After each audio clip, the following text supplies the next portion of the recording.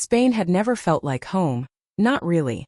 Not with its labyrinthine streets that twisted like forgotten secrets, and its sun that baked the earth into a perpetual siesta haze. But 6 months ago, when I packed my sketchbooks and a one-way ticket from Brooklyn, Madrid became my reluctant canvas. I was Harmony Ellis, 28, a freelance illustrator chasing the ghosts of Picasso and Dali, or at least that's what I told myself to justify fleeing a string of dead-end gigs and a family back home who still whispered about finding a nice man to settle down with. The apartment in Malesana was a steal, peeling frescoes on the walls, a balcony overlooking a plaza where old men played dominoes till dusk, but it came with a catch: a roommate who turned every mundane moment into a spotlight. Harper Kane, 32, golden-haired, with the kind of voice that could soothe a riot or ignite one. She'd landed in Spain 2 years earlier, fresh off a string of local anchors gigs in Chicago, hired by an international news bureau to cover Europe's underbelly: the migrant crises, the flamenco-fueled protests, the quiet erosions of democracy. By day, she was the unflappable face on Al Jazeera English, her segments crisp and commanding, dissecting headlines with a scalpel's precision. By night she was, well, human. Messy ponytail, takeout paella from the corner bodega, and a laugh that bubbled up like kava when she recounted the absurdity of interviewing bullfighters who quoted Hemingway.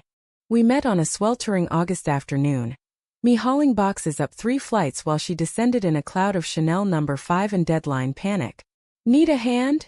she'd asked, already grabbing the heaviest one, her tailored blouse straining just enough to hint at the athlete she used to be, track star at Northwestern, she'd later confess over cheap wine. I mumbled thanks, cheeks burning not from the heat but from the way her gaze lingered, appraising, like she was already scripting my intro. That night we split a bottle of Rioja on the balcony. The city sprawled below like a living mural, and she asked about my sketches.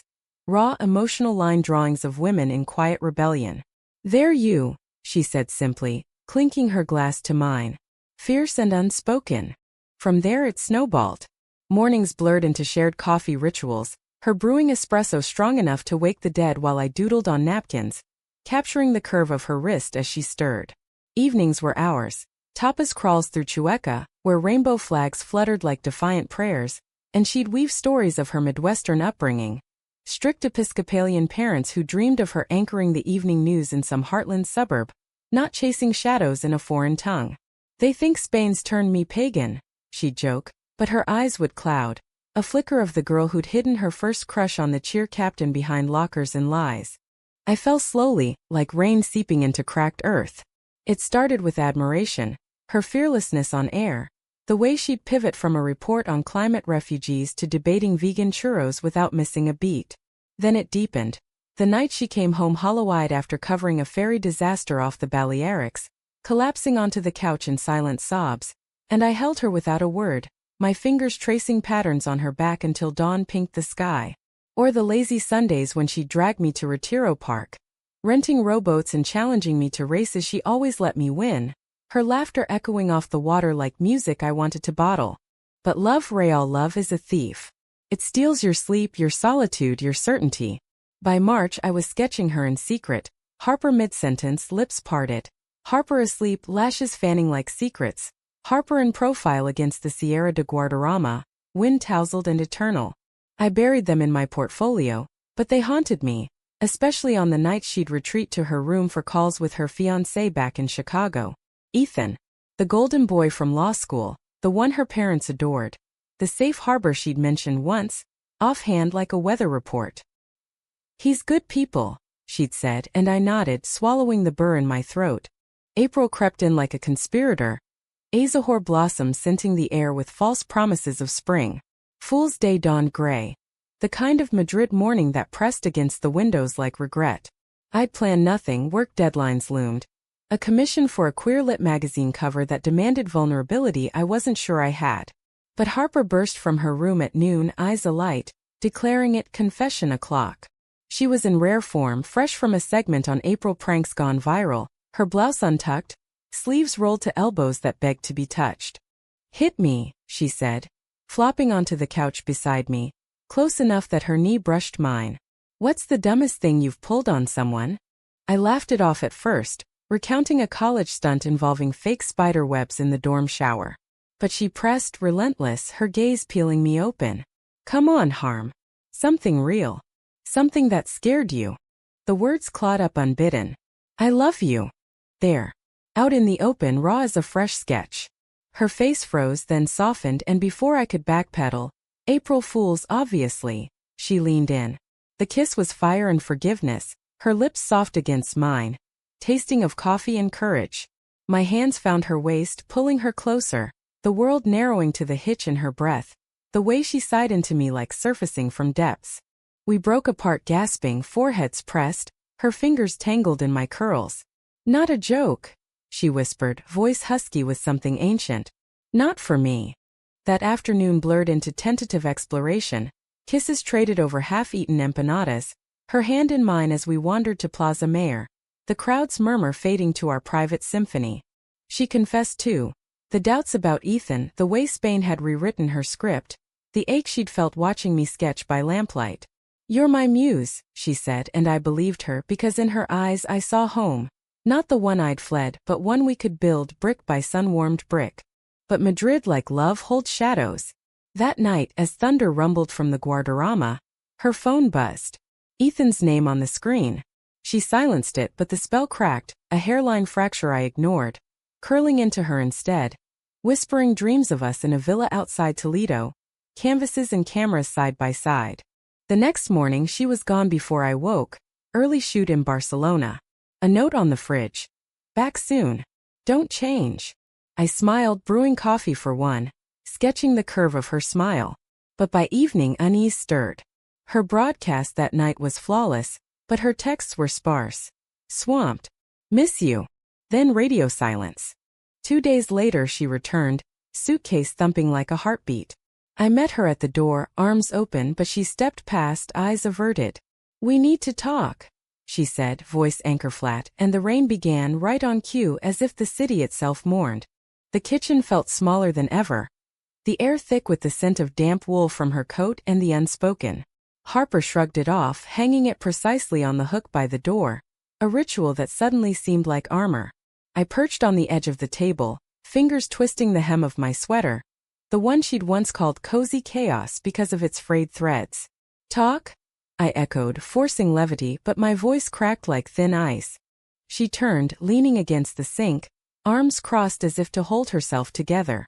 Rain streaked the window behind her, blurring the neon glow of the tapas bar across the street. Barcelona. It wasn't just a shoot. Her words landed soft, but they bruised. Ethan flew in. Surprise visit. We had dinner. Dinner. The word hung, innocuous as a weather report, but loaded with subtext. I nodded, throat tight, picturing them in some seaside paella house. Candlelight on white linens, his hand over hers, the easy rhythm of a history I couldn't touch. And she exhaled, running a hand through her hair, leaving it mussed in a way that made my chest ache. He proposed. Again. Ring this time, emerald cut, family heirloom. She pulled a velvet box from her pocket, snapping it open like a punctuation mark. The diamond caught the light, winking cruelly. I said yes. The room spun, slow and nauseating. Yes. To him. To the life scripted in boardrooms and bridal magazines. Not in stolen kisses in sun-dappled parks. Because. I managed voice a whisper, hating how small I sounded. Her eyes met mine, blue as a breaking wave. Because it's safe, Harm. Because my parents are flying in next month for the wedding, Chicago, June, all the trimmings. Because turning him down means unraveling everything. The job offers back home. The stability I've clawed for since I was that scared kid hiding crushes in diary locks.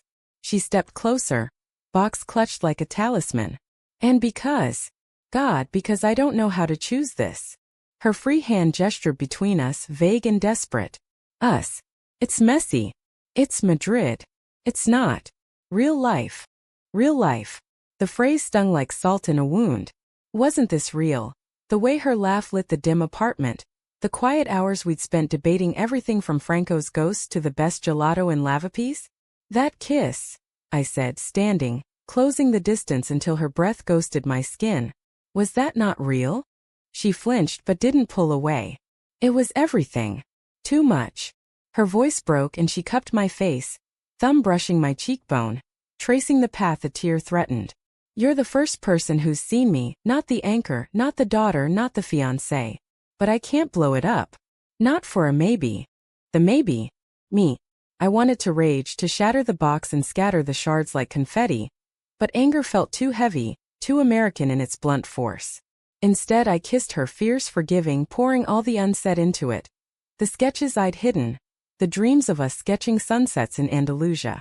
She melted into it, box forgotten on the counter, her hands fisting my shirt as if anchoring to a cliff. When we parted gasping, she whispered, "I'm sorry." And it was the sorriest sound I'd ever heard. The weeks that followed were a tightrope. She didn't move out. Couldn't, not with leases and logistics. But the apartment became a minefield of almosts. Mornings we'd brush past in the hall, her perfume lingering like a ghost, and I'd catch her watching me over coffee, eyes hungry and haunted. She'd leave notes. "Your latest sketch stunning. Like you." I'd find her curled on the couch after midnight broadcasts, wine glass in hand, and we'd talk, not about us but around it. Stories of her first on-air flub, stuttering through a live tornado report, my botched tattoo in Barcelona that now read Libertad instead of Libertad. Laughter bridged the chasms, fragile as spider silk. But betrayal brews in silences. One evening in late April, I came home early from a gallery opening in Salamanca. My first solo show, 10 pieces inspired by her, veiled in abstraction. Women with anchors for hearts, cities crumbling into embraces. The place was dark, save a sliver of light under her door. I paused, hearing voices, low, intimate. Ethan's via video call. His laugh booming through the wood. Curiosity, that old serpent, coiled tight. I pressed my ear, heart thudding. "Can't wait to show you the venue," he was saying, voice warm with plans. "Mom's already booking the florist. Lily's your favorite." A pause, then her. "Sounds perfect." But there was a hitch, a hesitation that twisted the knife. "Harper? You okay?" He pressed. "Yeah, just tired. Madrid's wearing on me." Lies wrapped in half-truths. I backed away, retreating to the balcony. The plaza below alive with buskers and lovers linking arms. How long had she been playing both sides? The kiss, the confessions, were they just Spain's fever dream? Evaporating under American scrutiny?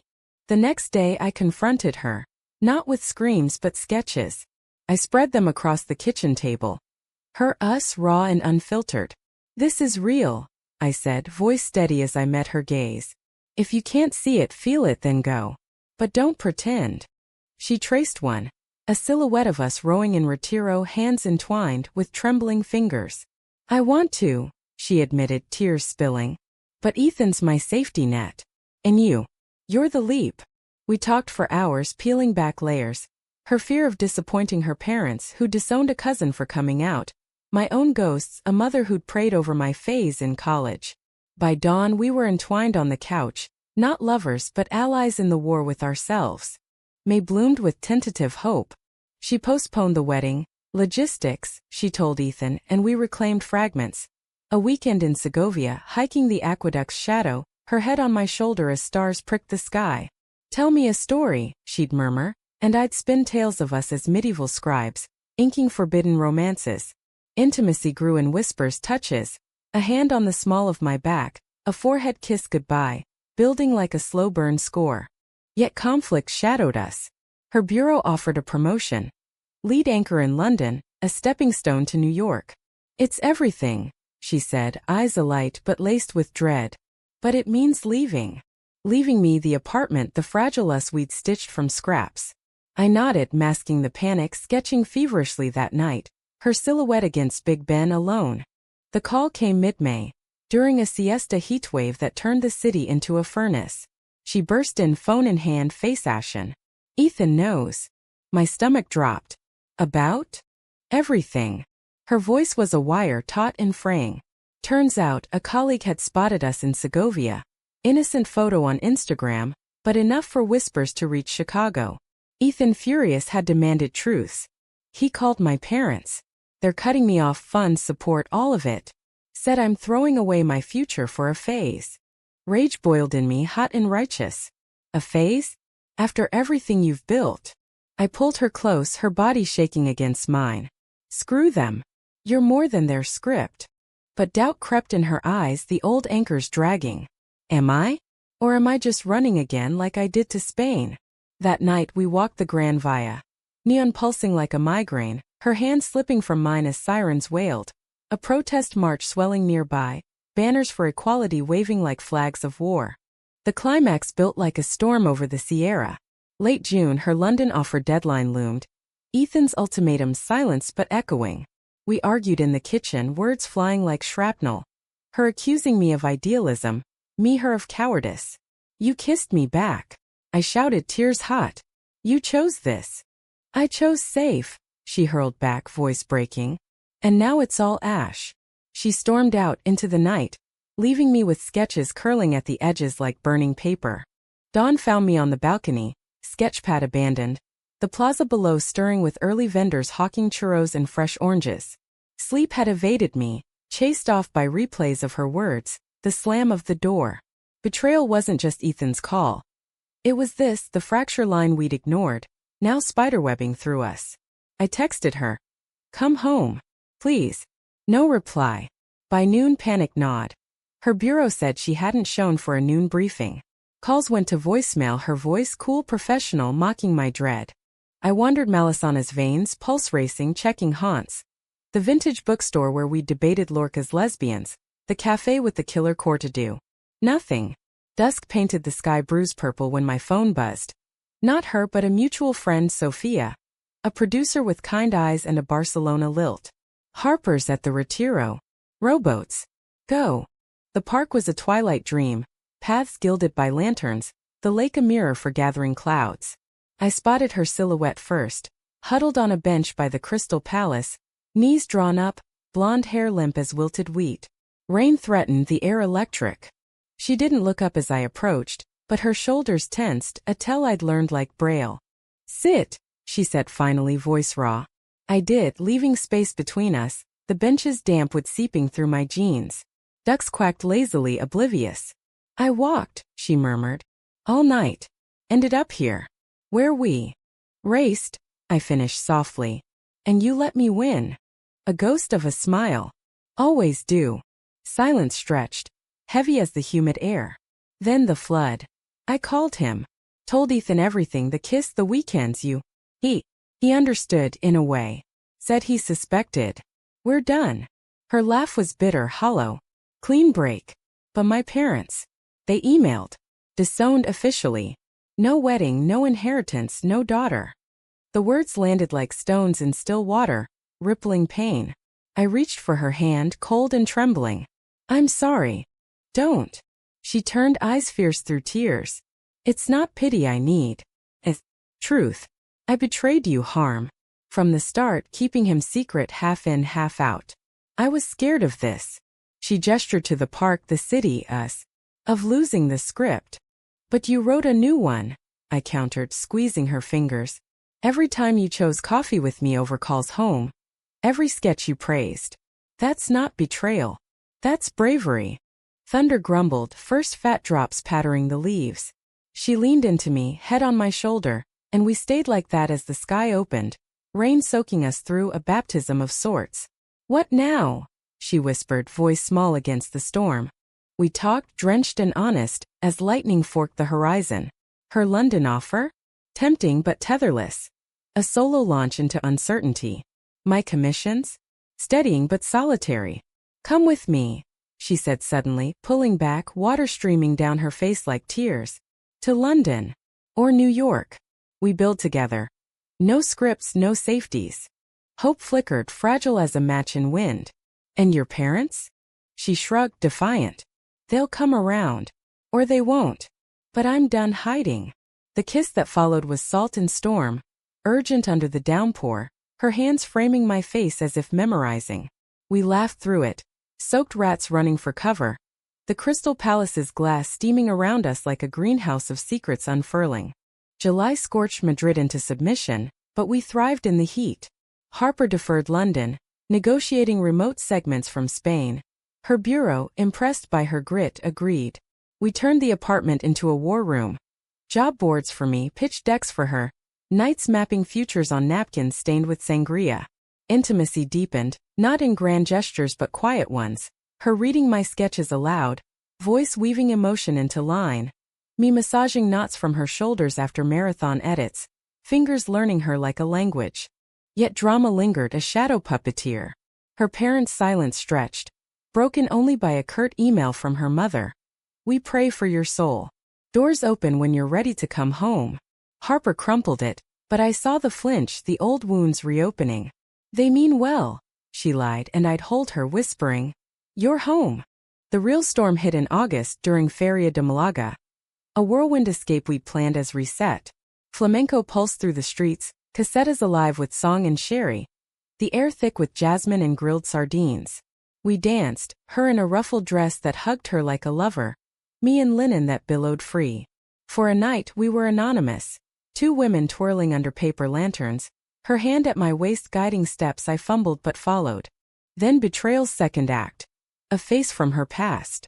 Claire, ex from Northwestern track teammate turned corporate climber, now in Madrid for business. She spotted us at a tableau, eyes narrowing over her fan. Harper Kane? Little Miss Golden Girl, slumming with the artsy types. Her laugh was barbed, laced with old jealousy, the girl who'd never measured up to Harper's shine. Harper stiffened but played cool. Introductions, small talk over tapas. But Claire lingered, whispers turning pointed. Later, as fireworks bloomed over the Alcazaba, she cornered Harper alone. I'd stepped away for drinks. Heard about the wedding fallout, Claire hissed, voice carrying on the breeze. Parents disowning you over this. A glance at me, dismissive. Careers next. Sponsors hate scandals. Remember that intern who got outed? Blacklisted overnight. I returned to Harper pale, fireworks reflecting in eyes gone distant. Old noise, she dismissed, but sleep evaded her that night in our rented casita, her tossing beside me like a ship in swells. Morning brought the call. Her producer tone-clipped. Social media's buzzing. Anonymous tip, your engagement drama. Sponsors pulling ads. We need to address it. Panic rippled. Claire's doing, no doubt. A vengeful ghost wielding hashtags like knives. Harper's segments dried up. Offers evaporated. It's temporary, she insisted, pacing our balcony back in Madrid. But doubt etched her face, the anchor's mask slipping. Conflict crested mid-September. During a rare family Zoom, her parents, faces stern in pixelated Midwestern light. I'd hovered off-screen, but she waved me in, defiant. This is Harmony, she announced. My partner. Silence, then her father's boom. Partner? Like business. Her mother's tears followed, prayers and pleas mingling with static. Come home, Harper. Fix this mistake. She logged off, shaking, collapsing into my arms. Mistake? She echoed, voice muffled against my neck. Is that what we are?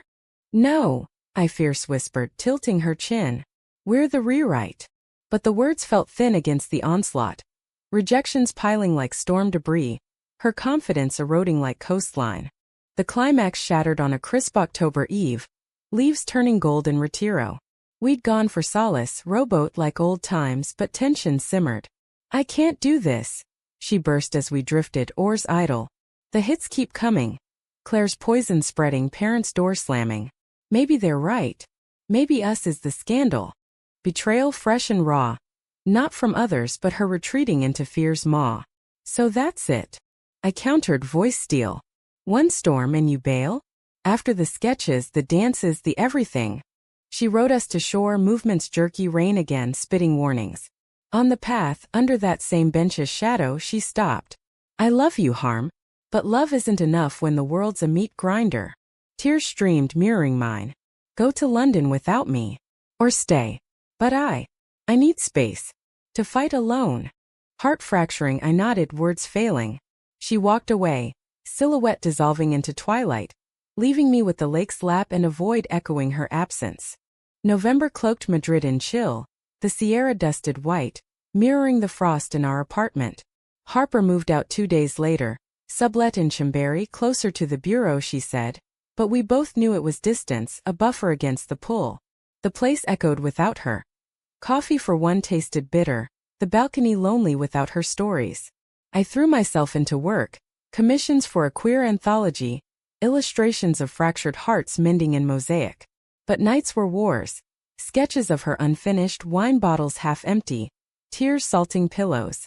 She reached out sporadically, texts like Lifeline, saw your show promo. Proud. Or rainy here. Thinking of rowboats. I'd reply measured, guarding the shards.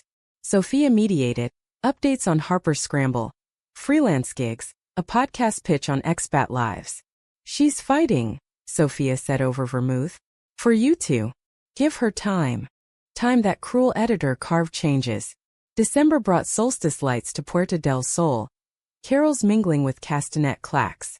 I wandered markets alone, buying ornaments shaped like guitars, imagining her laugh at their whimsy. A package arrived mid-month.